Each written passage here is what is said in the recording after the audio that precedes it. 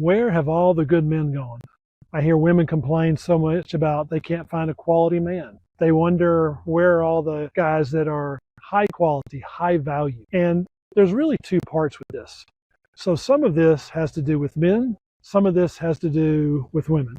Is there an epidemic right now where there are lower quality men? So if I'm talking to this for you ladies right now, a big part of what you're seeing is that right now men are actually engaged more in pornography and they're engaged more in video games. And I've seen this from my boys. I've talked to guys that have grown up with this. And in the process of this, the problem becomes they're easy to be distracted. Now I'm going to give you the solution to this at the very end, but I have to set this up first. I have to go into more details. Because just telling men, hey, don't do pornography, don't do video games. I mean, that sounds great. It just doesn't work that great. Because the reason they do those things is they're easily accessible and they also make it a point to, it feels good short term and I don't have to deal with things. If I'm bored, if I'm restless, then I can just do those things. And they also get a fantasy idea, especially with pornography, that that's how a relationship should be. No, it's not how a relationship should be. That's not the norm. That's not what's going to happen most of the time. But just fussing at men isn't going to make that go away. So ladies, some of that, it's not just your imagination. Some of that really is a real thing. Other part of this, ladies, has to do with you. And it's similar, but it's in the whole idea of social media. So women in general, you tend to be more picky than men. I said it. Leave comments below if you disagree.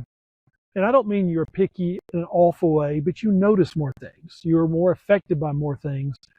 And because of that, you see more options and more variety.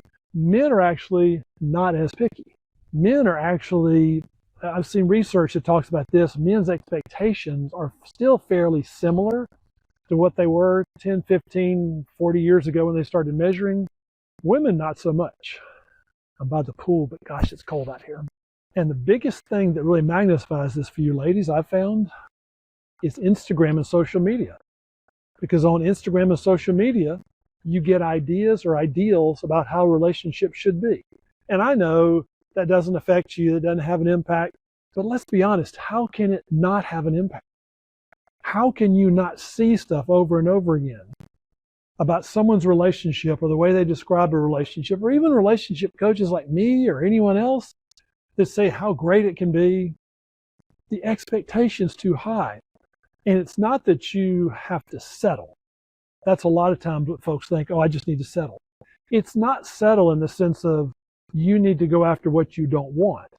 It's settle in the degree of what you expect immediately in a relationship. There are a lot of men I've known that are good husbands now. But when they were single, they were kind of awful at dating, if we're just being real. I mean, they were not the best. They weren't the smoothest. They weren't the most confident. But now that they're husbands, they're fantastic. They're loyal, they're devoted, and they were that way anyway. They weren't great at dating.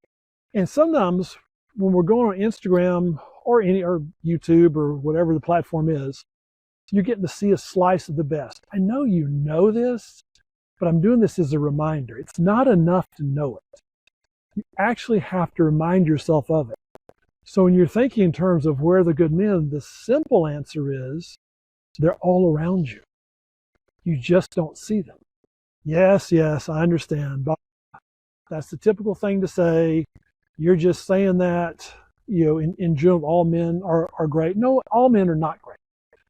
But if you start with the idea that men in general are high value, men in general are loyal and devoted, it has a different perspective when you start meeting them. I'll give you an example of this.